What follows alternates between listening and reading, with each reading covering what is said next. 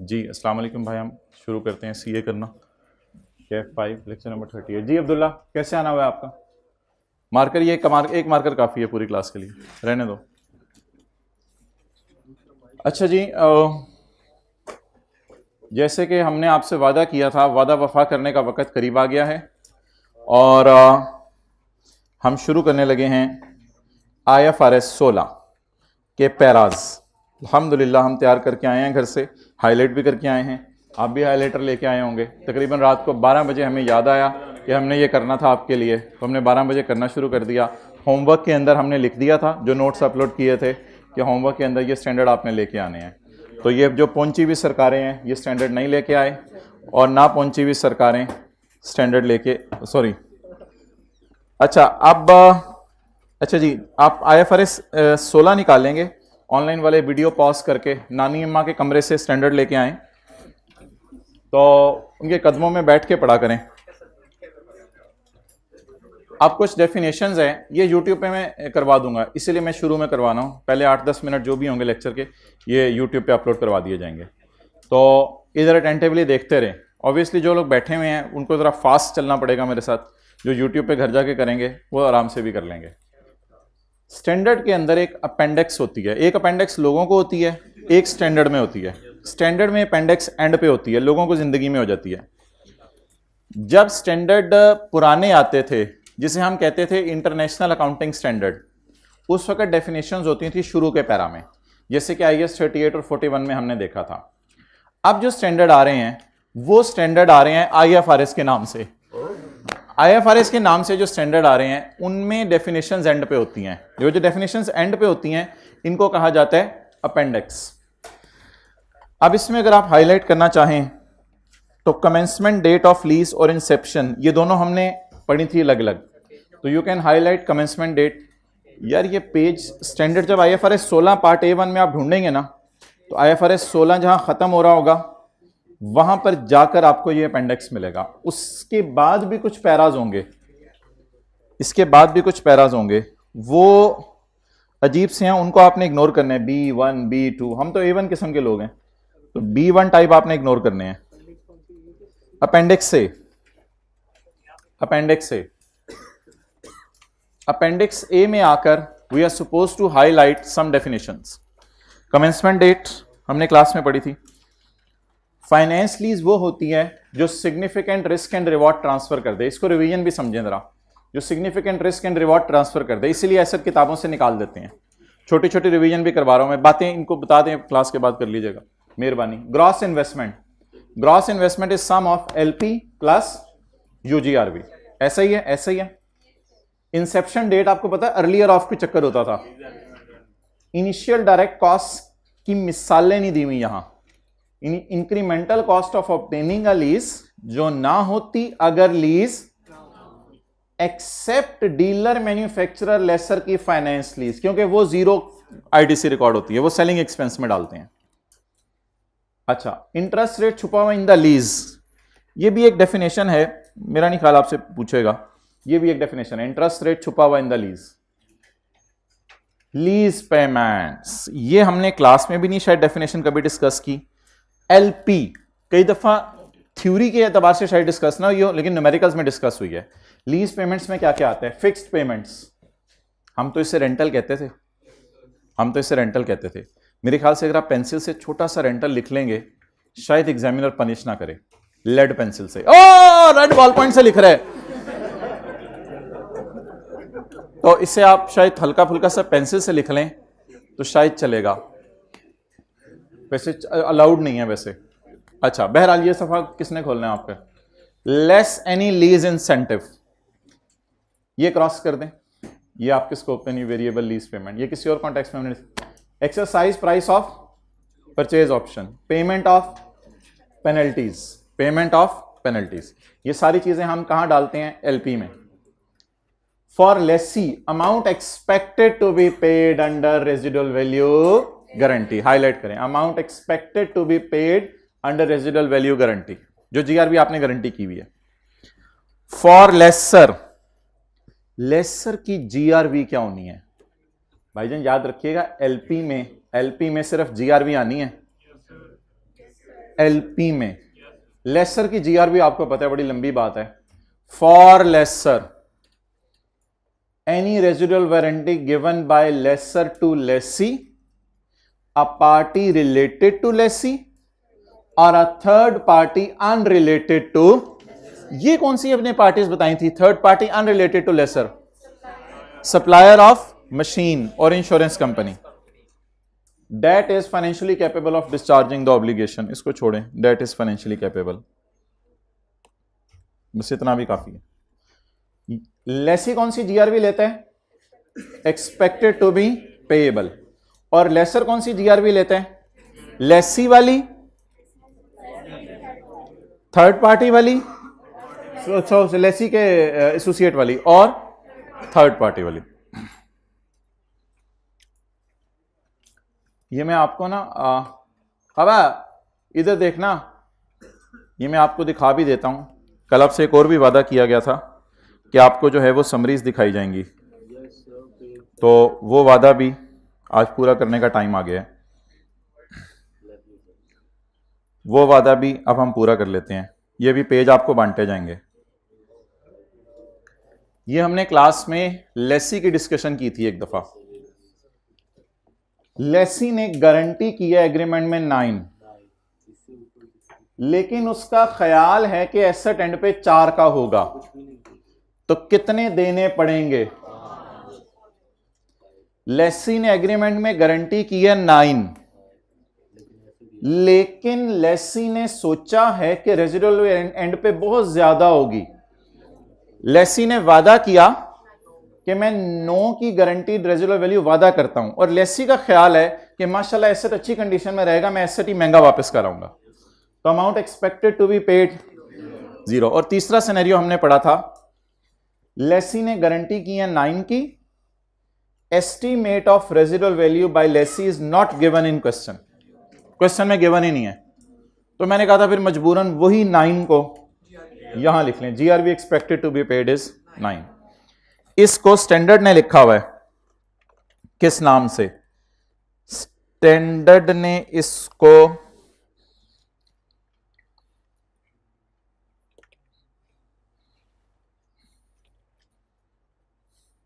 किस नाम से लिखा हुआ है लीज पेमेंट्स में? बोले बोले बोले। Amount expected to be payable by lessee under residual value guaranteed. ये स्टैंडर्ड आपके पास घर में है, और ये जो नोट्स में दिखा रहा हूं ये आपको भी बांट देता हूं। ऑनलाइन वालों ने प्रिंटर माशाल्लाह ले लिए हैं, ये वहां से प्रिंट आउट निकाल लेंगे इनका। ये पहली बात होगी। दूसरी बात, लेसर की डिस्कशन। लेसर के बारे में हमने ये डिस्कशन की थी, आपको फिगर्स इंशाल्लाह याद होंगी कि लेसर 9 बजे lessor has obtained the following guarantees from unrelated parties. Lessor ने 9 बजे लेसी से कहा था मुझे 6 की गारंटी कर दो एग्रीमेंट में, और लेसी के जानने वाले से 1 रुपए की गारंटी कराई थी, और मशीन के सप्लायर या इंश्योरेंस कंपनी से 1 रुपए की गारंटी कराई थी। ये तीनों को जमा करके एग्रीमेंट वाली गारंटीज कितनी, प्लीज अटेंशन, इन तीनों को जमा करके एग्रीमेंट वाली गारंटीज कितनी होगी? 8। 9:30 वाला क्लॉक मैंने नया ऐड किया। 9:30 बजे लेसर अपने जानने वाले के पास गया, और लेसर के जानने वाले ने, फिगर आपको याद होगी, लेसर के जानने वाले ने 1.5 की गारंटी की। स्टेप 3, ये तीनों भी एग्रीमेंट वाली हैं और ये भी एग्रीमेंट वाली है। अब लेसर सोचेगा कि एसेट बाजार में कितने का बिक सकता है, यह एसेट एंड पे आएगा वो कितने का होगा। 10 बजे लेसर ने सोचा कि एस्टिमेटेड रेजिडुअल वैल्यू कितनी है? 12। अब 12 में से कितने की गारंटीज अनरिलेटेड लोगों ने कर दी हैं? 9:30 वाले की बात नहीं करा, 8 अनरिलेटेड लोगों ने कर दी हैं। जो 8 अनरिलेटेड लोगों ने कर दी हैं, तो 12 माइनस 8 4 में टेंशन नहीं लेनी, 4 इंक्लूड्स 1.5, 4 में ये 1.5 पड़े, नो प्रॉब्लम एट ऑल। तो ये किसकी डिस्कशन थी? हमारी लेसर की डिस्कशन थी जी।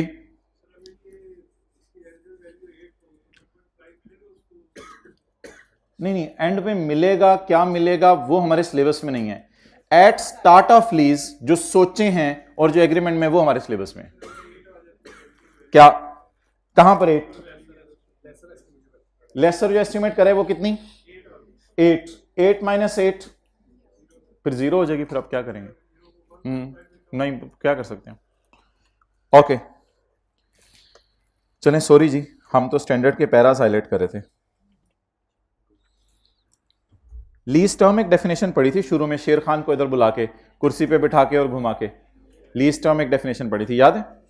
अच्छा, इसके बाद इंक्रीमेंटल बोरिंग रेट, इसको बस हाईलाइट कर लें, खुदा ना खास्ता कभी ऐसे डेफिनेशन पूछी या कुछ हुआ तो ये देख लें, लेकिन ये डेफिनेशन आपको पढ़ने की जरूरत नहीं है। ये हो गया जी लेसी का इंक्रीमेंटल बोरिंग रेट। ये जी मोटी मोटी डेफिनेशंस थी। एक ऐसी डेफिनेशन है शॉर्ट टर्म लीज की, अगले सफे पे डेफिनेशन है, वो अगर आपने हाईलाइट करनी है। अब इन चीज़ों की क्या हाईलाइट करनी है, अननोन इंटरेस्ट इनकम क्या होती है और GI/NI का डिफरेंस, बस ये छोड़े। तो ये कुछ डेफिनेशन थी। अब हम स्टैंडर्ड के पैरास की तरफ आने लगे हैं। इसमें सिर्फ 3 चीजें हैं। कितनी चीजें हैं? 3। लेसी ने ROU में क्या क्या डालना है, एक ये चीज पड़ी थी, एक लेसी के डिस्क्लोजर और एक लेसर के डिस्क्लोजर। पैरा नंबर 23, अब ये अपेंडिक्स से पीछे है। Para number 23, at commencement date lessee shall measure ROU at cost, lessee cost पे मेजर करेगा। The cost of right of use shall comprise PV of LP, याद आ रहा है? Lease payments made before commencement, जिसे हमने रिश्वत काटा, less incentives, initial direct cost incurred by lessee और एस्टीमेट ऑफ डिसमेंटलिंग की कॉस्ट का। ये चीजें ROU की कॉस्ट के अंदर डालनी है। इसके अलावा अगर इंस्टॉलेशन आ जाए तो MCQs की डिस्कशन अगर आपने ले ली है तो उसमें भी वो इंस्टॉलेशन भी आपने एसेट के कॉस्ट में डाल देनी है। MCQs की डिस्कशन इस लेक्चर से ऊपर अपलोड हो गई है ऑनलाइन वालों। एस्टिमेटेड कॉस्ट ऑफ डिसमेंटलिंग की प्रेजेंट वैल्यू ही होती है। अच्छा, इसके बाद लेसी के डिस्क्लोजर, लेसी के डिस्क्लोजर प्रेजेंटेशन मेरा नहीं ख्याल आपको हाईलाइट करने की जरूरत है। प्रेजेंटेशन में याद है मैंने कहा था ROU को अलग लाइन में भी शो किया जा सकता है और PPE के अंदर डाल के भी शो किया जा सकता है। बहुत सारी चीजें थी प्रेजेंटेशन वाली। अगर आपने किताब से देख के कभी दिल चाहा यहां हाईलाइट करने को, वो फिर आप कर लीजिएगा, वरना छोड़ने पड़े। प्रेजेंटेशन जी,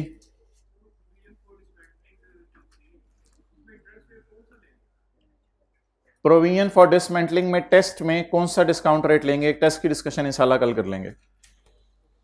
अच्छा जी, टेस्ट का सॉल्यूशन कितने लोगों ने देख लिया? वेल डन, अपलोड हो गया हुआ। कितने लोगों के पहले सवाल में 90% मार्क्स आ जाएंगे? 90% मार्क्स। ये लेटेस्ट टाइम का सवाल था, as it is copy paste किया था, सिर्फ एक कॉन्सेप्ट था, वो GRV की अंग्रेजी बस अजीब तरीके से लिखी हुई थी और कोई कॉन्सेप्ट नहीं था, बिल्कुल फारग सवाल था। तो GRV या UGRV अगर किसी ने गलत ले लिया तो आधा नंबर लेसी में कट जाएगा, आधा नंबर लेसर में, तो 17 में से 16 नंबर इंशाल्लाह पूरी क्लास के आ जाएंगे। उसके अलावा उस सवाल में कुछ भी नहीं था। अच्छा जी, डिस्क्लोजर, कितने लोगों को पढ़ते ही बड़ा आसान सवाल महसूस हुआ कि ये क्या सवाल दे दिया? चलें, गुड।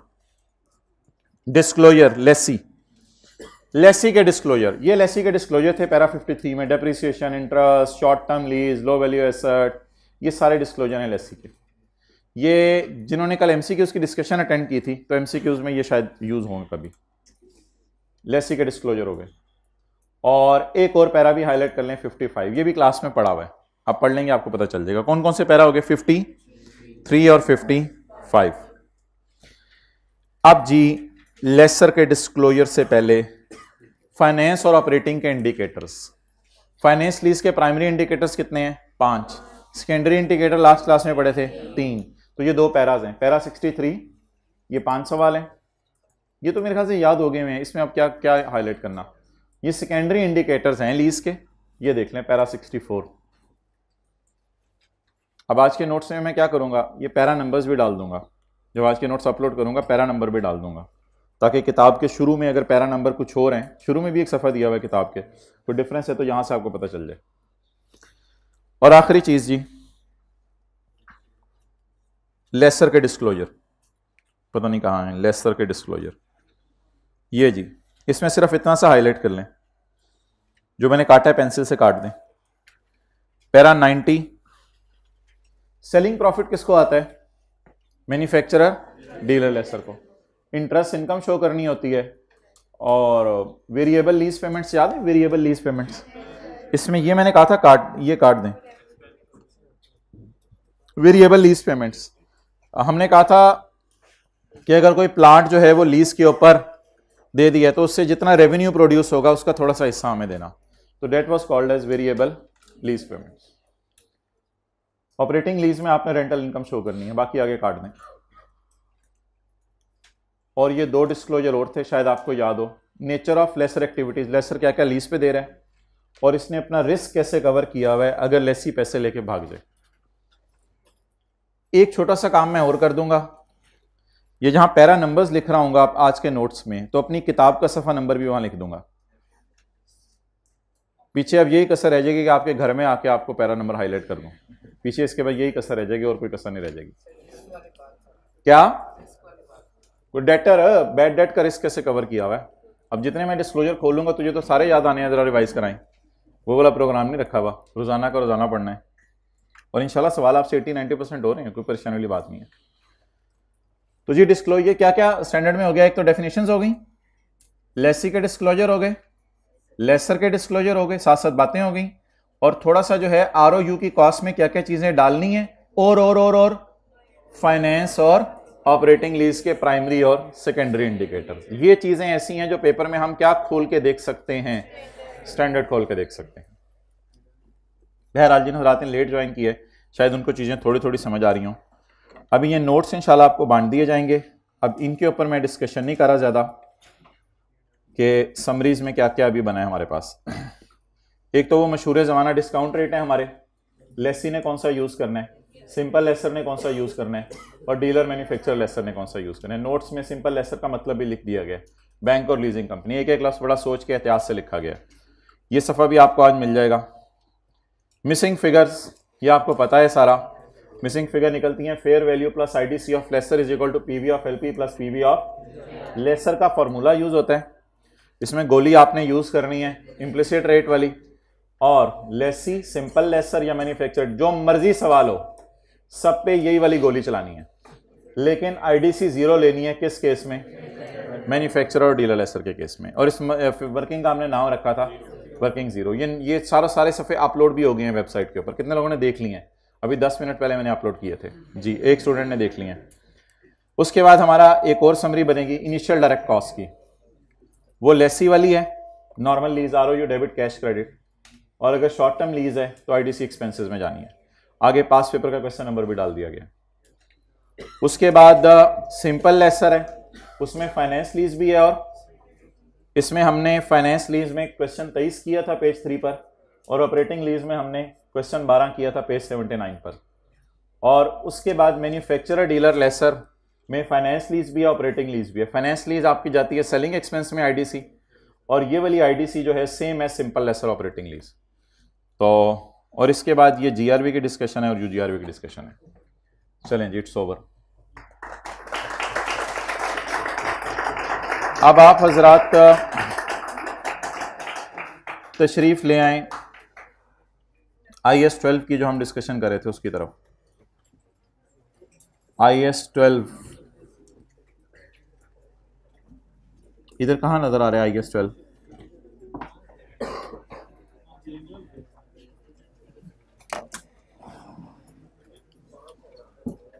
अच्छा भाई, कल वाला सवाल हमने रिवाइज करना है।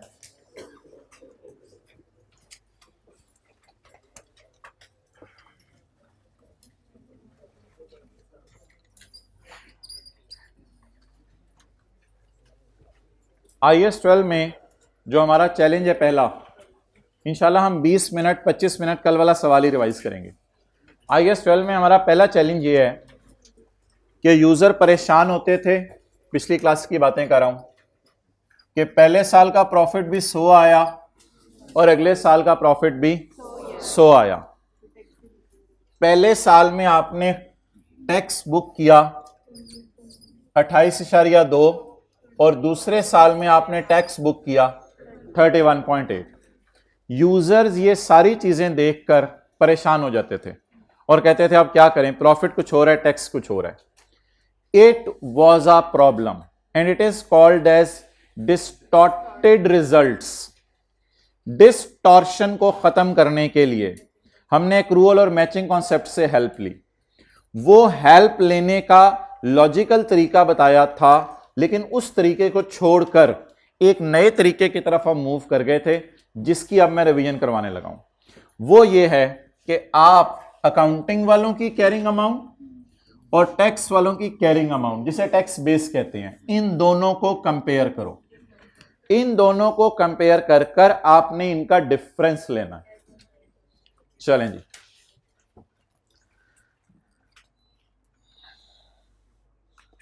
इन दोनों को हम कंपेयर करते हैं और इन दोनों को कंपेयर करके इन दोनों का डिफरेंस लेते हैं। ऊपर गुजर गए।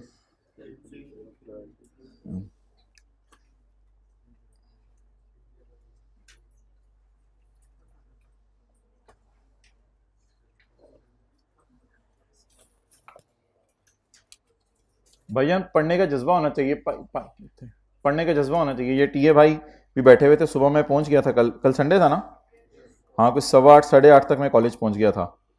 और फिर हम बैठे रहे और उसके बाद जो है वो तकरीबन कोई 2:30 बजे के करीब 2:45 बेगम का फ़ोन आया कि बस ये तशरीफ़ ले आए आप। तो फिर मैं गया घर, तो उसमें कल हमने बहुत से काम किए। अब मैं आपको बताना शुरू करूं तो आप कहीं यार ये क्या बात हुई। कल हमने एक तो ये जो लेटेस्ट अटेम्प्ट है आई कैप की, इसका हमने सोल्यूशन बनाया। ये आंसर 1 2 3 4 5 तो ये थ्योरी वाला आई कैप का ही सोल्यूशन था। 7 ये कंसोलिडेशन का भी, तो ये सारा भी हमने बैठ के फिर बनाया आपस में टीएस के साथ। फिर ये समरीज भी बनाई, तो लेकिन फिर भी टाइम इफेक्टिवली यूटिलाइज नहीं हो सका, वरना प्लान में मेरे कुछ ज़्यादा चीज़ें थी इससे। तो बहरहाल 7-8 घंटे कल हमने बैठ के काम किया होगा, बट स्टिल नदामत के आंसू भी हम जाते हुए बहा रहे थे कि 20-25 मिनट इन्होंने नाश्ते पे ज़ाया करा दिए थे। तो मैं नाश्ते के इरादे से आया नहीं था, लेकिन ये लोग बैठ के नाश्ता कर रहे थे, फिर वो मज़े का भी था। अच्छा 1 बजे रसमलाई भी, आप थे इधर ही, इस तरह की बातें ना तय करो सारी। तू इधर उधर की ना बात कर, तू बता तेरा काफिला क्यों लुटा, यानी तूने क्यों टाइम ज़ाया किया। और ये सरकार 10:30 बजे कॉलेज पहुंचे थे पढ़ने के लिए।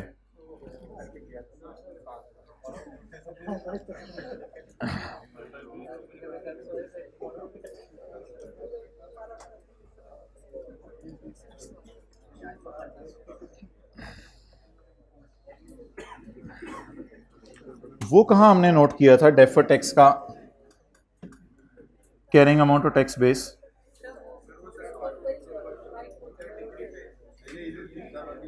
इधर किया था। हाँ तो इधर कहाँ की थी? क्वेश्चन के सामने नहीं हुई भी, दोबारा कर लेते हैं। अच्छा ये कल वाला कॉन्सेप्ट बड़ा इंपॉर्टेंट था। अब हमने एक वर्किंग कल खोली थी, डेट वाज वर्किंग नंबर 4। हमने एक काम करना होता है, हमने एज ऑन की एक वर्किंग करनी है। As on 31/12/15, as on 31/12/15, carrying amount, tax base, difference और टैक्स। आज एक बड़ी इंटरेस्टिंग चीज इसमें आपको बतानी है। अकाउंटिंग वालों की कैरिंग अमाउंट, टैक्स वालों की 12, इनका डिफरेंस 6। इस डिफरेंस का मैंने नाम रखा था टैक्सेबल टेम्परेरी। ये इनको इधर मुतवज्जे कर दें, इधर देख लें, शुक्रिया। अब इसका नाम हमने टैक्सेबल टेम्परेरी डिफरेंस क्यों रखा था, इस पे 5 मिनट बहस होनी है। आज की क्लास की सबसे इंपॉर्टेंट बहस है, दिमाग पूरी तरह से मुतवज्जे होना चाहिए। इसका नाम टैक्सेबल टेम्परेरी डिफरेंस क्यों रखा था? मुझे ये बताएं, what does the word carrying amount या टैक्स बेस मीन्स? इसका क्या मतलब है? एक एसेट आपने 100 रुपए का लिया, 10 रुपए डेप्रिशिएट हो गया, 90 रुपए इस carrying amount. What is 90? Future depreciation. हम आज के बाद इससे बात किया करेंगे। What is carrying amount? ये फ्यूचर में डेप्रिशिएट होना है। फ्यूचर में ये 90 10 रुपए फिर डेप्रिशिएट होगा, फिर 90 10 रुपए डेप्रिशिएट होगा। Can I say the carrying amount is future की depreciation? Well done. The word carrying amount और द वर्ड टैक्स बेस, जो मर्जी लफ्ज हो, टैक्स बेस टैक्स वालों की कैरिंग अमाउंट को कहते हैं। वर्ड कैरिंग वैल्यू हो या टैक्स बेस हो, it is called as future की डेप्रिसिएशन। मुझे यह बताएं 31/12/15 को खड़े होके आपको क्या नजर आ रहा है? अकाउंटिंग वाले फ्यूचर में कितना डिप्रिशिएट करेंगे? भैया इधर उधर ना देखना, यही तो बात है आज समझने वाली। अकाउंटिंग वाले फ्यूचर में कितना डिप्रिशिएट करेंगे? 18। टैक्स वाले फ्यूचर में कितना डिप्रिशिएट करेंगे? टैक्स वाले फ्यूचर में कितना डिप्रिशिएट करेंगे? 12। फ्यूचर की करंट टैक्स वर्किंग जहन में लाएं। फ्यूचर की करंट टैक्स वर्किंग, फ्यूचर में 16 में 17 में 18 में सारे सालों में मिला के, हमारे साल में तो लकीली वैसे अगले साल ही फुली डेप्रिशिएट हो गया था, लेकिन ज्यादा साल भी तो हो सकते हैं। फ्यूचर में अकाउंटिंग वाले कितना डेप्रिशिएट करेंगे? फ्यूचर में टैक्स वाले कितना डेप्रिशिएट करेंगे? जब फ्यूचर की अकाउंटिंग डेप्रिसिएशन 16 17 18 की 18 होगी और फ्यूचर की डेप्रिसिएशन 12 होगी, तो फ्यूचर की accounting depreciation will exceed the future की टैक्स डेप्रिसिएशन। फ्यूचर की accounting depreciation will exceed the future की अकाउंटिंग वालों की डेप्रिसिएशन आसमानों पे पहुंच जाएगी 18 से, और फ्यूचर की टैक्स डेप्रिसिएशन कम होगी।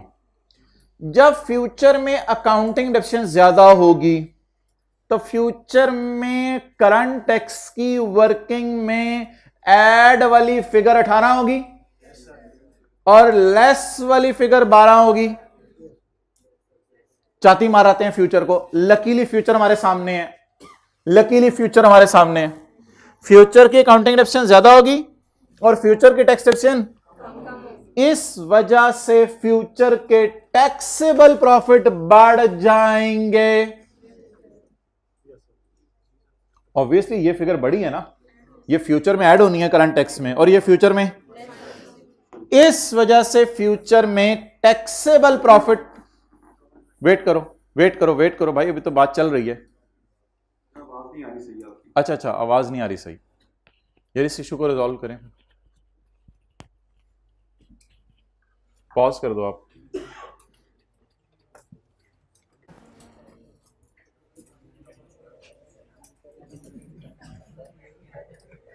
चलो जी, अगर मैं 31/12/15 पे खड़ा हूं तो फ्यूचर में मुझे क्या नजर आ रहा है? अकाउंटिंग वाले कितना डिप्रिशिएट करेंगे? और अगर मैं 31/12/15 पे खड़ा हूं तो फ्यूचर में टैक्स वाले कितना डिप्रिशिएट करेंगे? 12। फ्यूचर की बोंगी मारी, टैक्सेबल प्रॉफिट बोलना था।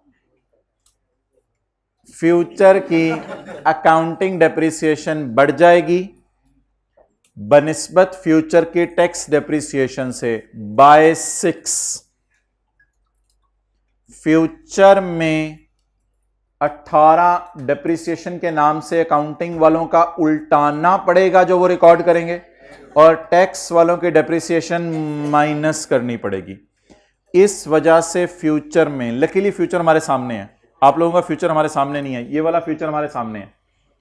फ्यूचर में अकाउंटिंग डेप्रिसिएशन बढ़ने की वजह से ये फिगर बढ़ गई। जब टैक्स, उधर जाके देखें, जब टैक्सेबल प्रॉफिट 6 से बढ़ गए तो क्या देना पड़ा? क्या मैं इस 6 के डिफरेंस को लॉजिक की बेस पर वर्किंग 4 में देख के कह सकता हूं this 6 is taxable in future. This 6 is taxable in, घूरी मारे 18 और 12 को, फ्यूचर सोचें, फ्यूचर में अकाउंटिंग वाले कितना डेप्रिशिएट करेंगे, अकाउंटिंग डेप्रिसिएशन उल्टाने की वजह से ऐड होगी tax depreciation, accounting depreciation will exceed the tax depreciation by. अच्छा, आवाज नहीं आ रही इस क्लास में, हाँ जी, क्या करूं, इस शेप में डालूं जी, माइक मैंने इस शेप में डाल लिया है। अब ज़रियाब आवाज आ रही है, हुज़ैफा आवाज आ रही है, बड़ी आवाज आ रही है, जिगर आवाज आ रही है, बबलू आवाज आ रही है, बबलू ने भी हाथ खड़ा कर दिया। माइक के शेप में आइंदा के बाद इसे डाल लिया करेंगे, माइक चिक के रखें। अब उर्दू में ना, अच्छा ऐसा करो, आवाज उधर कोई नहीं आ रही थी, मसला नहीं, उर्दू में ये आप सारी बातें लिख लें, क्योंकि ये आज बेस है स्टैंडर्ड की पूरे, इस लॉजिक को आपने याद रखना है। ये टैक्सेबल क्यों है, इसका उल्टा क्या होगा, इसका उल्टा होगा डिडक्टेबल, वो फिर मैं आपको कभी बताऊंगा, आप तैयार होके आएंगे तो। ये टैक्सेबल है, लिखें, वर्किंग फोर कल वाली खोलें, स्टार डाल के लिखें। फ्यूचर में अकाउंटिंग वाले 18 डेप्रिशिएट करेंगे, स्पीड में, मादरी जबान है, स्पीड में जल्दी लिखें। फ्यूचर में अकाउंटिंग वाले 18 डेप्रिशिएट करेंगे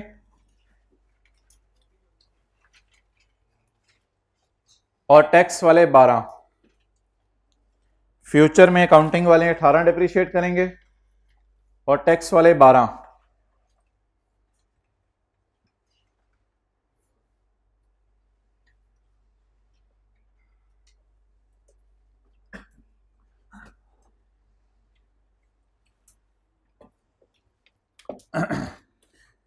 फ्यूचर में अकाउंटिंग डेप्रिसिएशन बढ़ने की वजह से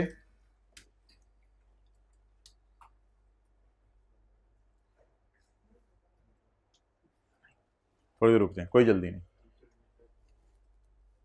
फ्यूचर में अकाउंटिंग डेप्रिसिएशन बढ़ने की वजह से टैक्सेबल प्रॉफिट बढ़ जाएंगे।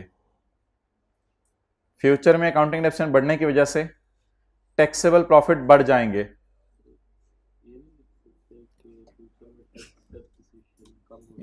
आसान बात लिखो, फ्यूचर में अकाउंटिंग डेप्रिसिएशन बढ़ने की वजह से टैक्सेबल प्रॉफिट बढ़ जाएंगे। बढ़ने से बढ़ना लिखना आसान है ना, तो ज्यादा टैक्स देना पड़ेगा।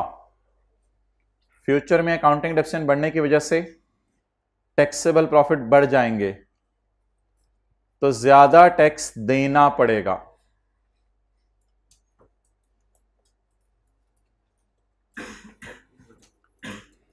इसलिए अब सबसे इंपॉर्टेंट बातें लिखवाने लगा हूं। इसलिए अगली लाइन पे आए, डिफरेंस को टैक्सेबल इन फ्यूचर कहेंगे। इसलिए डिफरेंस को टैक्सेबल इन फ्यूचर कहेंगे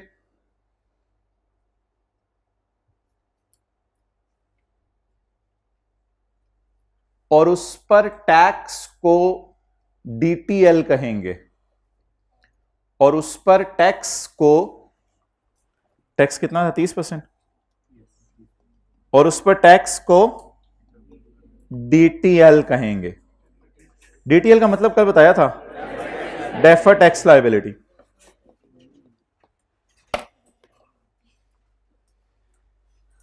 आज आपको एक चीज बताने लगा हूं, टीटीडी के बेटे का नाम है डीटीएल। टीटीडी के बेटे का नाम है, जिसे थोड़े दिनों में हम कह दिया करेंगे डीटीएल वर्ल्ड टीटीडी, ताकि बरादरी पता चल जाए। डीटीएल वर्ल्ड टीटीडी, टीटीडी से निकला डीटीएल, तो टीटीडी विल प्रोड्यूस। फ्यूचर में अगर टैक्स ज्यादा देना है तो आज क्या फील करें, लायबल फील करें। भाई टाइम नहीं रह गया, आप हजरात दोनों तशरीफ ले आए, जल्दी आए, एक सेकंड में आए, आए। ये दो हजरात हैं हमारी क्लास के अंदर, तकरीबन इस क्रो में कहीं बैठे होते थे और ऐसे ना पूरी क्लास में बस सादगी से देख रहे होते थे जो व्हाइट बोर्ड पे हो रहा है। मैं इनकी अटेंशन को अप्रिशिएट करूंगा, जितनी अटेंशन से इन्होंने जो है वो क्लासें अटेंड की हैं। आपका भी फर्स्ट टाइम में R2 पास हो गया, आपका भी फर्स्ट टाइम में R2 पास हो गया। हाथ खड़ा करके जरा आप अपना इलाका बता दें। पारा चनार, बक्कर, माशाल्लाह, बक्कर और पारा चनार से आके इन्होंने पहले अटेम्प्ट में F2 पास किया है। आखिरी दिनों के अंदर लीज, IS 12, कंसोलिडेशन, तीनों में से किस पे ज़्यादा टाइम लगाया? तीनों पे। कितने दिन? तकरीबन। पहली दफ़ा रिवीजन कितने दिनों में ख़त्म की? सर क्लास में ये सारे कवर कर ली थी। क्लास में सारी चीज़ें कवर कर ली थी। हाँ, ये 3। पहली दफ़ा आपने रिवीजन कितने दिनों में ख़त्म की? महीना लगा के। महीने में से कितने दिन आपने इसको दिए? मैं तो छोड़ा ही 4-5 को था। Yes sir. सर आखिरी हफ्ते में हम दोनों ने कंबाइन की। नहीं, पहली दफ़ा आपने FA2 कितने दिनों में ख़त्म की? आखिरी महीने में। सर की थी और लास्ट में 10 दिनों में डिस्कशन की थी बस। 10 दिन लास्ट में डिस्कशन कर ली। 10 दिन यानी कि 10 दिन में इस तरह नहीं किया पहले 4 दिन ख़त्म कर लें, फिर 2 दिन लगा के ख़त्म कर लें, फिर कटी रिवीजन की थी। ठीक है, इनको जाते हुए क्या नसीहत करते हैं? क्लास का मैंने सिर्फ क्लास वर्क ही किया था। सिर्फ क्लास वर्क ही किया था। होमवर्क थोड़ा बहुत रिस्की है सर। वो क्लास में जो करते थे ना उसको दोबारा मैं कर देता था। क्लास वाले को दोबारा करते थे। होमवर्क कभी कभी किया। तो पेपर में जब सवाल आए तो एकदम कोई डर भी जाते हैं कि ये चीज़ आ गई। लेसी में GR भी आई हुई थी, बच्चे परेशान हो गए, क्या करें? पेपर आता था पर टाइम इतना नहीं था कि सारा। तो कितने सवाल छोड़ के आए? तकरीबन 10-15 नंबर। 10-15 नंबर का छोड़ दिया। कौन सा वाला? आता था अभी तो याद नहीं करते। IFRS 15, हाँ छोड़ा होगा तूने। और कौन सा छोड़ना है? IFRS 15 ही छोड़ते हैं सारे। IFRS 15 छोड़ दिया था 9 नंबर का। लेकिन वो आता था सर। आता था, आसान था, लेकिन छोड़ दिया था। आपने छोड़ा कौन सा था? सवाल छोड़ा कौन सा? हर सवाल की छोटी छोटी रिक्वायरमेंट छोड़ी है, पूरा सवाल कोई नहीं छोड़ा। तो आपने 85 का अटेम्प्ट किया। चले माशाल्लाह।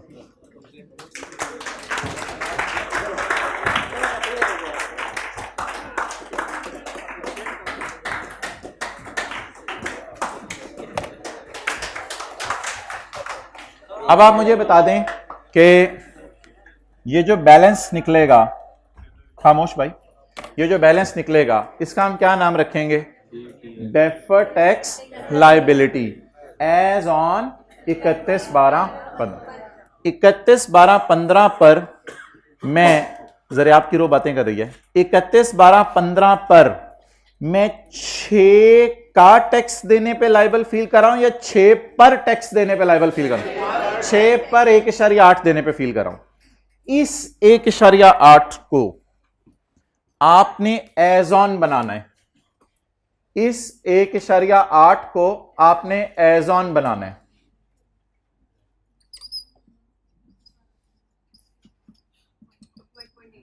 $1.8 और ब्रॉड डाउन 0 लेने, क्योंकि पिछले साल एसेट ही नहीं थे हमारे पास। अब आपने बैलेंसिंग फिगर निकालनी है। इसकी जर्नल एंट्री आपने बोलने की कोशिश करनी है। खर्चा डेबिट लायबिलिटी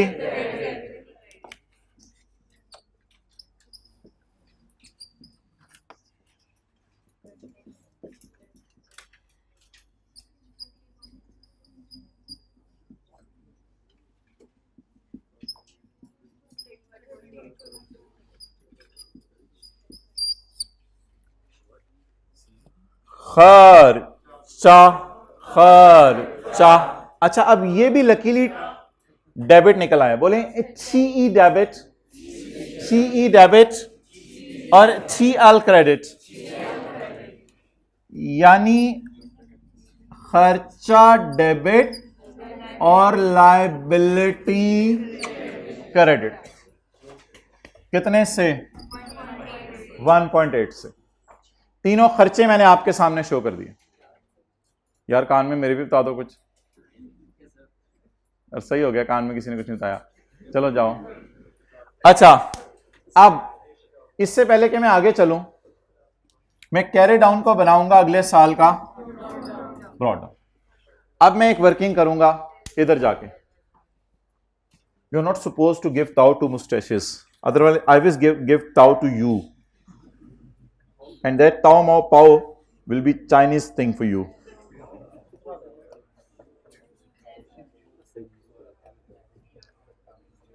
जब बाप ही नहीं तो फिर बेटा ही नहीं। नो बाप नो बेटा। Okay, it is implied. अच्छा, 31/12/16 को अब हम कोई लाइबल शाइबल फील कर रहे हैं? नहीं। अगला काम हमने ये सीखा था, इसको कैरी डाउन बना लें। तो ये अकाउंट ना BD-CD से चलता है। ये अकाउंट ऐसे नहीं चलता कि खर्चा पहले निकाल लें बाद में कुछ। अब अनलकीली फिगर इधर आ रही है बैलेंसिंग। अब एंट्री जरा आपने ना बचपन में जो सीखी थी बतानी है, क्या बनेगी? लायबिलिटी डेबिट एक्सपेंस कम। एक्सपेंस क्रेडिट तो नहीं होता, एक्सपेंस डेबिट टाइप चीज है, एक्सपेंस डेबिट टाइप चीज है, लेकिन आप क्या बोल रहे हैं? क्रेडिट। तो क्रेडिट के साथ कम भी बोला जा सकता है ना। तो लायबिलिटी कम और खर्चा कम, यानी खर्चा उल्टाना है। एंट्री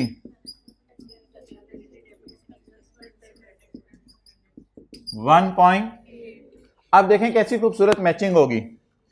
इधर खर्चा पड़ा हुआ था 28, उसमें आ गया 2, तो 30 हो गया पूरा।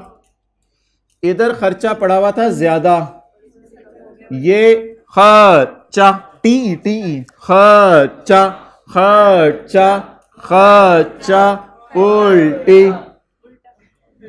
ये खर्चा उलट गया। अब इसके साथ यहां आपने साइन कौन सा लगाना है? नेगेटिव। पहले मैं साइन कुछ और लगाया करता था जो रिपीट कर रहे हैं लोग, अब हम इस तरह लगाया करेंगे। अच्छा जी, बोलें जी। 30। ओवरऑल अब लेस का साइन लगा दें।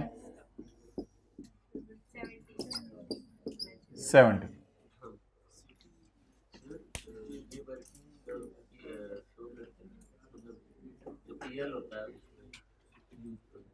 किसमें?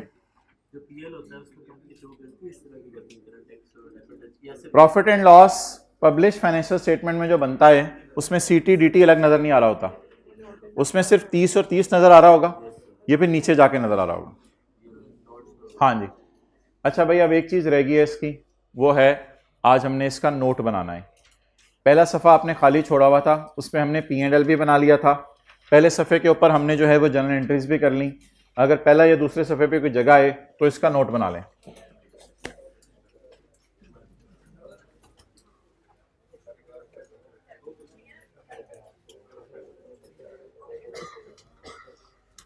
भाई note banana,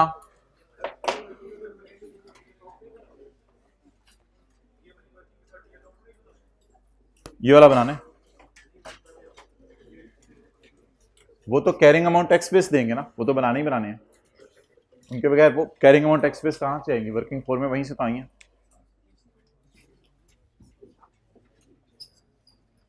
company X note to the financial statements for year ended 16, इसमें 15 भी आ जाएगा और 16 भी आ जाएगा। खामोश रहे यार। नोट का नाम tax expense, note number 12 tax expense, ये नोट का नाम हो गया। लीज नहीं नोट का नाम, पीपी नोट का नाम नहीं। मोबाइल वाले भाई 3rd रो, वाइट कपड़े, हाइब्रिड क्लास। अब हम जो है टैक्स एक्सपेंस में क्या किया जाएगा? टैक्स एक्सपेंस का लफ्ज दोबारा लिख के इसमें जाएंगे दो चीजें, करंट टैक्स एक्सपेंस और डेफर्ड टैक्स एक्सपेंस। जो मैंने P&L के एक्सट्रैक्ट्स बनाए हैं, यही 4 फिगर्स वहां लेके जाने लगा हूं बस। लेकिन आप लोग ऐसा करें, जहां से मैं देखने को कहूंगा वहां से देखें। खर्चा बोलें, खर्चा,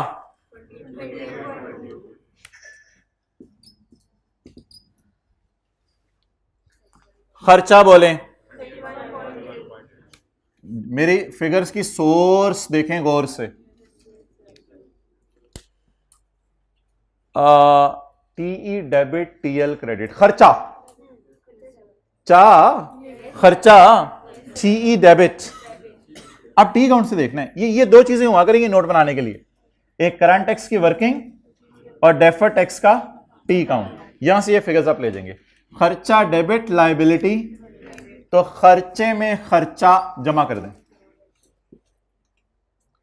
अब एक जगह खर्चा लाइबिलिटी कम, खर्चा बढ़ नहीं रहा, खर्चा कम 1.8। अब ना इसका आप टोटल कर दिया करेंगे 30।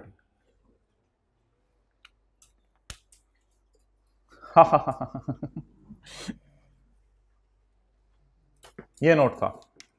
इसमें इसको आपने कह देना है 12.1, इसको क्या कह देना है 12.1, यानी टैक्स एक्सपेंस को 12.1।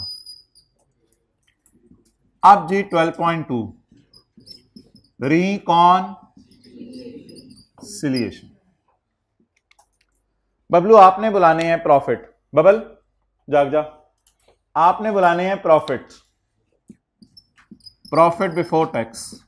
नोट में मैं बहुत ध्यान कर रहा हूं, बिल्कुल एब्रीविएशन यूज नहीं, वैसे तो कहीं भी ना करें एब्रीविएशन यूज, नोट में तो मैं बहुत ज्यादा मोहतात होकर चल रहा हूं।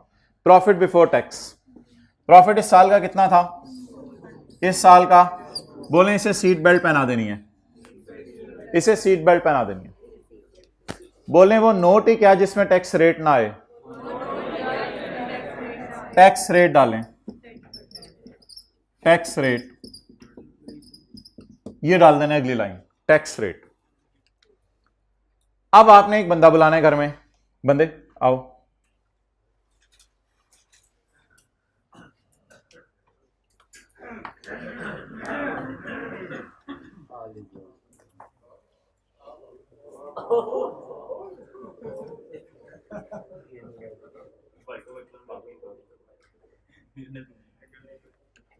ये आपने छुपा देना है, ये आपने छुपा देना है, बंदे को ये कहना है, ये छुपा देना है आपने। आपने कैलकुलेटर पकड़ना है, अभी ना पकड़े, कैलकुलेटर पकड़ के घर में लगाना है 100 पे 30%, 100 पे। अभी तो सवाल आसान है ना, जाहिर सी बात है, कल कल आपको 619 पे 30% लगाना पड़ा होगा, तो भी ऐसे ना कहूं मैं 100 पे लगाऊं, 100 पे क्या लगाना है, बड़ा बड़ा करके लिख रहा हूं। ये आपने कैसे करना है, कैलकुलेटर पर 100 पे 30% लगाना है। पेपर में ना लिखा है कैलकुलेटर बरकत के लिए, 100 पे 30% कितना आया 30, 100 पे 30% 30। आपने बंदे को नहीं हटाना, क्योंकि पेपर में रिकॉन्सिलिएशन मैच नहीं करती, फिर भी बंदे पास हुए होते हैं, ये आए थे अभी दोनों, तो पेपर में लोग सवाल छोड़ के पेपर पास कर रहे हैं। आपने बंदे को नहीं हटाना, क्योंकि बंदे को टायर रिकॉन्सिलिएशन पेपर में मैच नहीं करनी, टेंशन हो जाएगी, फिर अगला सवाल भी नहीं होना, तो बंदा उधर ही रहेगा। चलें जी, नोट कर लें, नोट कर लें, बड़ी इस्तेदाद है इसमें, ये पूरी रात भी खड़ा रह सकता है इधर, आप इसको अंडर एस्टिमेट ना करें, आप अपना नोट करें।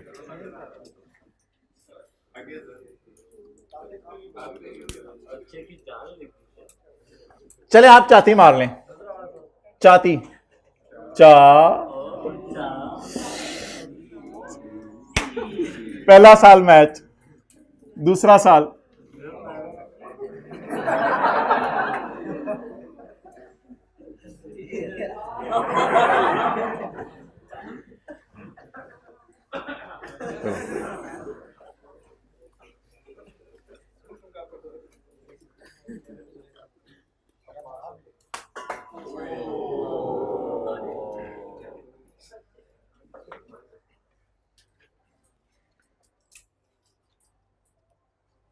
एक वर्किंग हमारी कल थी जिसमें टी अकाउंट बनाए थे, वो बचपन वाले, फिर करंट टैक्स की वर्किंग, फिर ये अकाउंट नहीं आप बना सकेंगे, ये एक मिनट फिर बाद में नोट, ये अकाउंट नहीं आप बना सकेंगे, आप वो एक वर्किंग करेंगे carrying amount tax base difference और टैक्स वाली, उस वर्किंग से एज ऑन निकालेंगे, यहां डालेंगे, फिर इनसे जनरल एंट्रीज निकालेंगे। जनरल एंट्रीज अल्लाह का शुक्र है एक और ऐड होगी, वरना IAS 12 में यही जनरल एंट्रीज हैं बस, और कोई जनरल एंट्रीज नहीं है। ये जनरल एंट्रीज करेंगे, जनरल एंट्रीज को P&L का फेस आज के बाद हम नहीं बनाया करेंगे, वो बस नोट ही ज्यादा मांग रहा है। नोट में रिकॉन्सिलिएशन में क्या क्या चीजें आया करेंगी, हमारे साल का प्रॉफिट अकाउंटिंग वालों का, और उस पर टैक्स रेट, असल में ना ऑब्जेक्टिव समझे रिकॉन्सिलिएशन का। अब 100 पे 30 लगा के हम चेक कर रहे हैं कि जो टैक्स हमारा आना चाहिए था क्या वही यूजर को हमने शो किया हुआ है, तो ये लगा के चेक कर रहे हैं हम।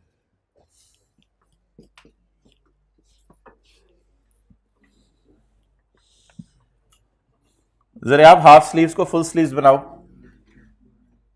बंद करो। बटन है कफ का? मैं तो तब ऊपर करता हूं जब बटन टूटा हो, वरना नॉर्मली मैं बंद ही रखता हूं। हैं दोनों बटन है, दूसरा भी चेक करो।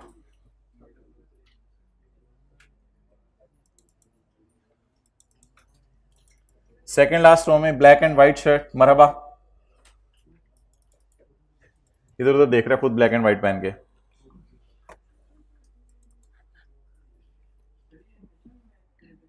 ये हमेशा मैच करेगा, ये हमेशा मैच करेगा। सर का, सर का, सर का।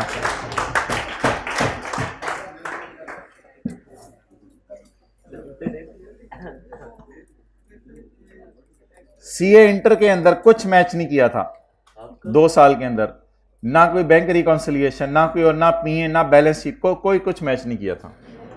पास हो गए थे सारे पेपर। मैच करने के क्या है? सीए फाइनल में थे, दो सवाल थे, दोनों मैच हुए थे, दोनों बैलेंस शीट पे, लेकिन 2 पेपर रह भी गए थे। पूरा दिन तो कुछ नहीं कहा अब्बू ने, शाम को अब्बू ने कहा कि वैसे हो जाते तो फिर दिल पे ले गए हम, फिर दिन रात एक करना पड़ा। अच्छा,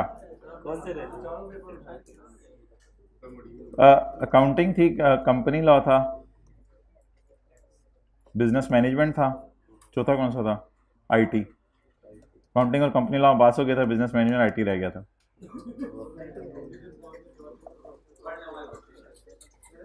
अच्छा, हाँ जी, क्या चीज? अगर चुपा माड़ा, कोई फर्क नहीं पड़ता, सवालों को खोलने दो, सब समझ आ जाएगा, अभी इतनी जल्दी ना करो। अगला सवाल जी, आज हमने छोटी सी सवाल ही करनी है बस बरकत के लिए। क्वेश्चन 4 पेज 303 जी। दूसरे साल हम भाई कैश को क्रेडिट करने वाली एंट्री मैं कर नहीं रहा, वो आप लोग करनी हुई तो कर लीजिएगा, आई कैप तो कभी नहीं करता। इस 15 के पेएबल को पे कराना होता है, इस 16 के पेएबल को पे कराना होता है, इसकी एंट्री की कोई जरूरत नहीं है कैश की। हाँ जी, वो कैश की फॉर्म में पे नहीं होगा। मैंने कल आपको बताया था कि डेफर टैक्स कैश की फॉर्म में पे नहीं होता, बल्कि असल में हम इतना लाइबल फील कर रहे थे, ये लाइबिलिटी असल में किसी तरह इसमें एडजस्ट होके यहां से कैश पे हो जाता है। ये देखना, ये 1/8 समझ लें यहां शिफ्ट हो गया, और वो इस तरीके से पे हो गया यहां से पहले साल, और अगले साल 31.8, टोटल 60 पे कर दिया। हाँ जी, मैचिंग कॉन्सेप्ट के मुताबिक। असल में सारी बहस का मकसद समझे, पहले साल 100 कमाया है तो टैक्स भी 30 निकाला, अगले साल 100 कमाया है टैक्स भी 30।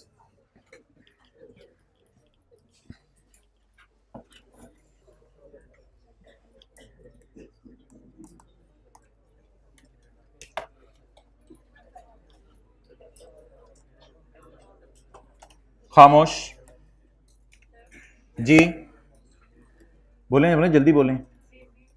हाँ जी, क्या? एसी के विंग्स ऊपर करने हैं भाई।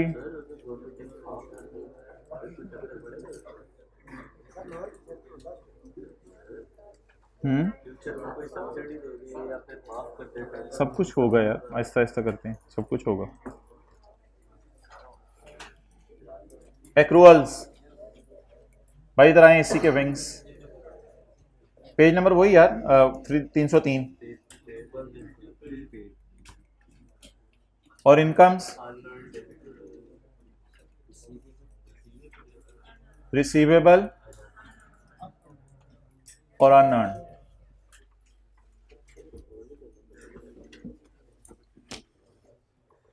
ये जो चिट्टी लाल पकड़ाना,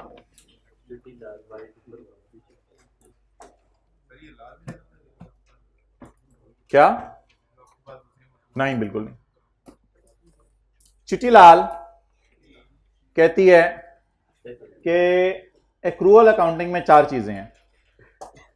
खर्चा अगर पे नहीं किया, बिजली इस्तेमाल कर ली, बिल नहीं दिया, it is called as payable, और वापडा वाले कहेंगे इट इज रिसीवेबल।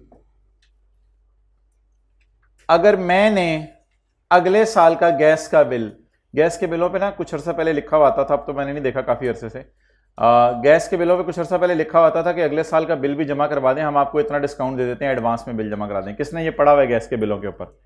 ठीक है, तो गैस के बिलों पे ये लिखा हुआ आता था कि अगले साल का गैस का बिल भी जमा करा दें। नहीं लिखा हो तो मान जाए, चले इधर देखें आप, हर एक से कंफर्म करना जरूरी नहीं होता।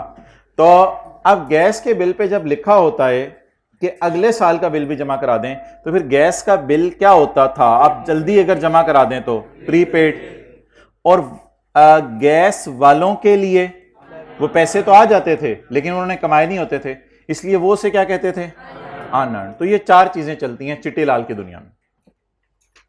चिट्टी लाल की दुनिया में चार चीजें चलती हैं। क्लियर? नोट कर लें।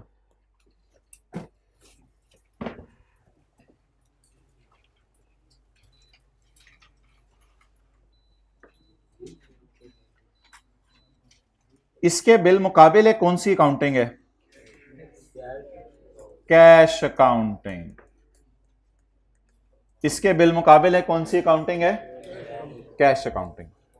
कैश अकाउंटिंग में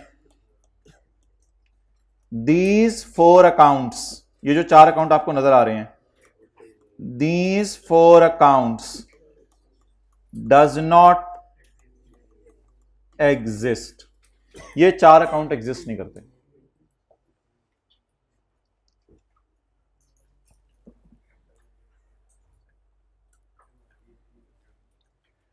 कैश अकाउंटिंग में ये चार अकाउंट एग्जिस्ट नहीं करते।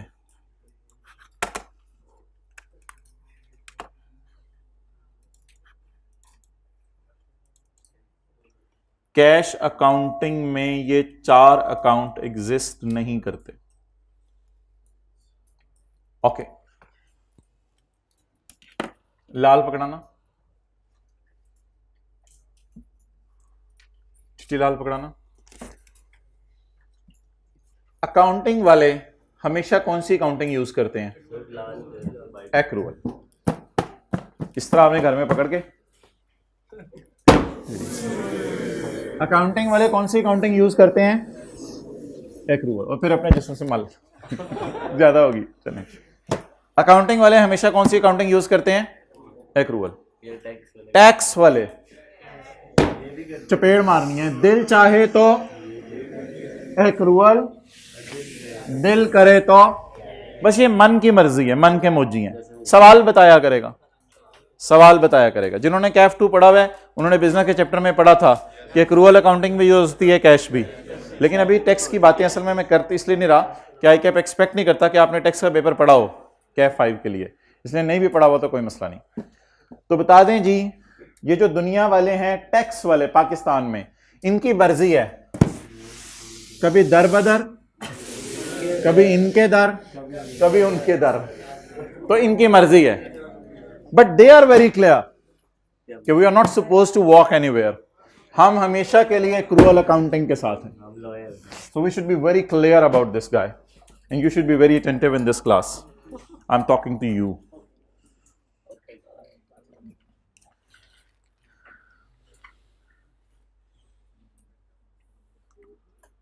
Question number 4। अच्छा, लिख लिया आप लोगों ने? आईएफआरएस वाले हमेशा एक्रूअल यूज करेंगे, टैक्स वालों की मर्जी है कैश या एक्रूअल। आईएफआरएस वाले हमेशा एक्रूअल यूज करेंगे, टैक्स वालों की मर्जी है कैश या एक्रूअल। कुतुब तो इधर उधर की ना बात कर। कुतुब ने नया दोस्त बना लिया है और अक्सान ने भी नया दोस्त बना लिया है। पुराना दोस्त पिछले आखिरी रो में अकेला बैठा हुआ है। यार ये वक्त यही दिखाता है। हाइब्रिड में भी फर्स्ट रो में बातें होंगी, चलो अच्छा हो गया।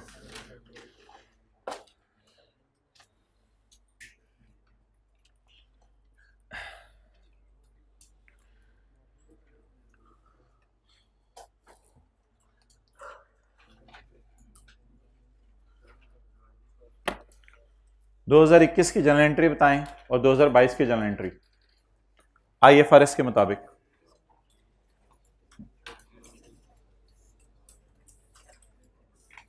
सरकार पेज नंबर ना पूछो खुदा के लिए। क्या नाश्ते में खा के आते हैं?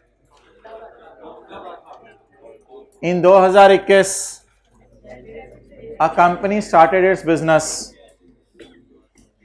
At the end of 21 company ने अंदाजा लगाया है कि मैं 20,000 रुपये दूंगी अपने आउटगोइंग एम्प्लॉयज को। अच्छा, ये ना इसे कहते हैं ग्रेचुटी, कि जाने वाले एम्प्लॉयज को ना हमने ग्रेचुटी देनी है। कंपनी ने अंदाजा लगाया मैं जाने वाले एम्प्लॉयज को दूंगी 20,000। अकाउंटिंग वाले इस 20,000 को पता है क्यों 2021 में रिकॉर्ड करने देंगे? अकाउंटिंग वाले कहते हैं उन्हें तुमने क्यों देना है 20,000 रिटायरमेंट के वक्त? तो जवाब इसका यह मिलता है कि उन्होंने सर्विसेज इस साल दी हैं।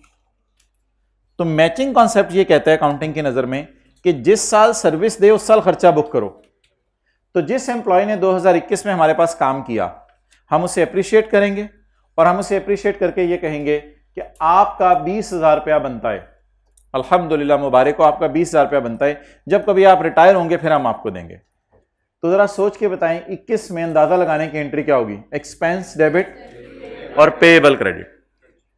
2022 में वो 20,000 एक्चुअली पे करना पड़ गया जाने वाले को क्योंकि वो छोड़ के चले गए। Payable debit cash credit. तो अब मैं टी काउंट नहीं बना रहा, कल मैंने पीपी का टी काउंट बनाया था, तो कल की तरह की वर्किंग जहन में लाएं, इस जगह मैं करने लगा हूं। इस जगह मैंने क्या किया था किसी को याद हो? इस जगह मैंने ऊपर अकाउंट बनाया था किनका? अकाउंटिंग वालों का, और नीचे टैक्स वालों का। अभी फिलहाल मैं अकाउंटिंग वालों की नजर में एंट्रीज करने लगा हूं। वर्किंग नंबर 1, डेट सफा छोड़ दें, अब तो आपको थोड़ा अंदाजा हो गया। P&L बनाना होगा और नोट बनाना होगा, जर्नल एंट्रीज करनी होंगी, और क्या होगा? बस कुछ भी नहीं होगा, एक डेट सफा भी काफी है। वर्किंग 1, IFRS के मुताबिक मुझे जर्नल एंट्रीज बता दें 2021। एक कंपनी ने अंदाजा लगाया है 2021 में कि 20,000 रुपए मुझे देने पड़ेंगे आउटगोइंग एम्प्लॉयज को क्योंकि उन्होंने सर्विस इस साल दी है।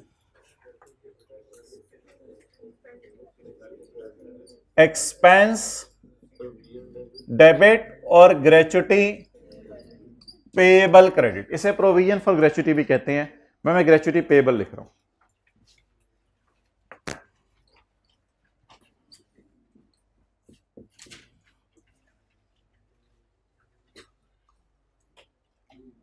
अगले साल छोड़ के जाने वाला हमें छोड़ के चला गया, हम रोए।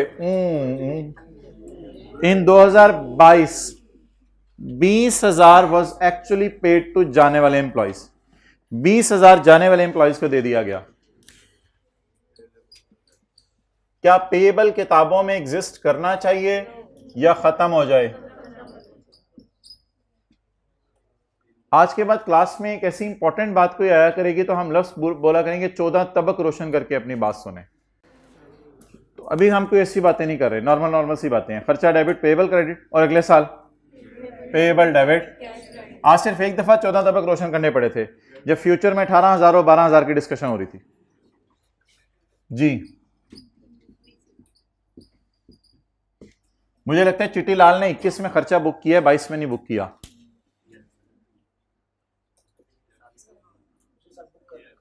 खर्चा P&L में चिट्टी लाल वालों ने P&L को छेड़ा है किस साल जाके? 21 में। और चिट्टी लाल वालों ने 2022 में P&L को नहीं छेड़ा। अगले साल जब वो पे कर रहा था तो ऑलरेडी किताबों में पेएबल खड़ा हुआ था, पेएबल को खत्म कर दिया। तो what I feel is what you feel and what you feel is what I feel, कि खर्चा किस साल बुक हुआ है और P&L अकाउंटिंग वालों ने किस साल हिट किया है? 21 में। बहुत बड़ी बात, 21 में P&L हिट हुआ है।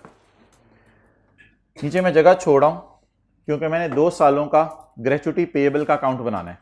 अकाउंटिंग वालों की नजर में मैंने ग्रेचुटी पेएबल का अकाउंट बनाना है, लेकिन वो मुझे अभी जरूरत नहीं है। वो मैं अकाउंट उस वक्त बनाऊंगा जब मेरा दिल चाहा। तो ग्रेचुटी पेएबल का अकाउंट मैंने बनाना है IFRS वालों की नजर में, सिर्फ आप बरकत के लिए। अच्छा, अब कल की क्लास में एक अगली वर्किंग हुई थी, वर्किंग 2, टैक्स वालों की नजर में, टी अकाउंट नहीं, जर्नल एंट्री। टैक्स वालों की नजर में जर्नल एंट्री, टैक्स वालों की नजर में, टैक्स वालों की नजर में जर्नल एंट्रीज। उसके लिए देखना पड़ेगा, कल अकाउंट बनाया था पीपी टैक्स वालों की नजर में, उसके लिए देखना पड़ेगा कि टैक्स वाले कौन सी अकाउंटिंग यूज कर रहे हैं। इसमें देखते हैं जाते हैं। इसके लिए आपने चलना शुरू कर देना है घर में।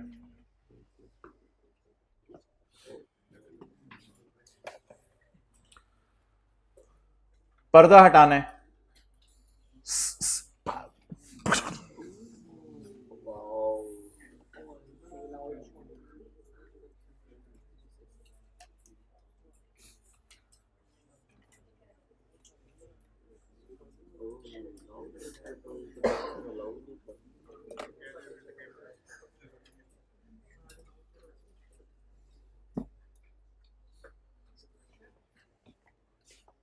Under the tax laws, under the tax laws, gratuity is allowed as kharcha on payment. Gratuity is allowed as kharcha on या on rendering of service. ये लोग खर्चा तब बुक करेंगे जब पे हो, खर्चा तब बुक करेंगे जब लिखें इट इज कैश अकाउंटिंग। ये कौन सी अकाउंटिंग है? Cash accounting. किस चौराहे पे लाके खड़ा कर दिया हमें टैक्स वालों ने? Cash accounting. इस दुनिया में पेएबल एग्जिस्ट करते हैं कैश अकाउंटिंग में? कैश अकाउंटिंग में पेएबल्स एग्जिस्ट करते हैं? नो। एंट्री सोचें, एंट्री टैक्स वालों की नजर में, मैं इधर खुली करके नोट हो जाएगी ना, इसलिए पूछ रहा हूं। एंट्री सोचें टैक्स वालों की नजर में। पे कब होगा? 22 में। पे कब होगा? 22 में।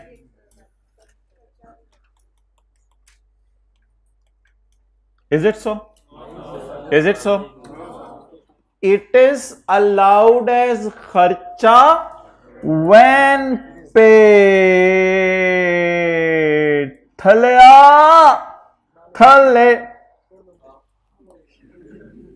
इट इज अलाउड एज खर्चा व्हेन पेड। अब तुम्हें अच्छा लगे? अब इट इज अलाउड एज खर्चा व्हेन इनकर्ड। अब तुम्हें लागे क्या लागे? अच्छा लागे। अब ये फिक्रा बोलें, इट इज अलाउड एज खर्चा व्हेन पेड। और अगर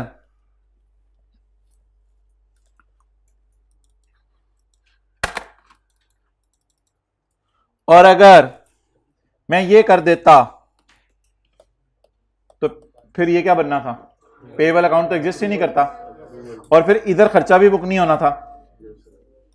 तो मजबूरन ना अकाउंटिंग वालों को बाहर जाएं, टैक्स वाले ये एंट्री करेंगे। और मेरे ख्याल से यही तो कैश अकाउंटिंग है। कैश अकाउंटिंग ने तो चीजों को तबाह किया हुआ है, लेकिन टैक्स वाले कर रहे हैं कैश अकाउंटिंग। हम क्या करें अब?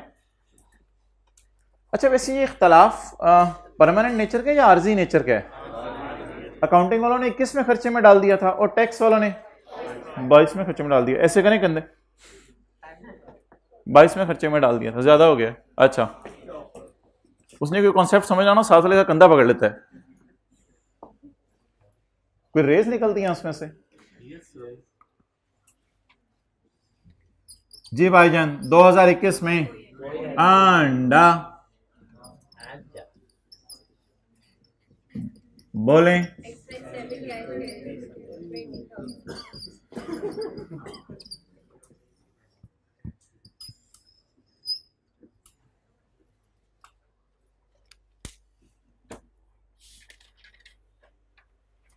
जल्दी करें नोट। हाँ, दूसरा पार्ट बना दें, शुरू करें।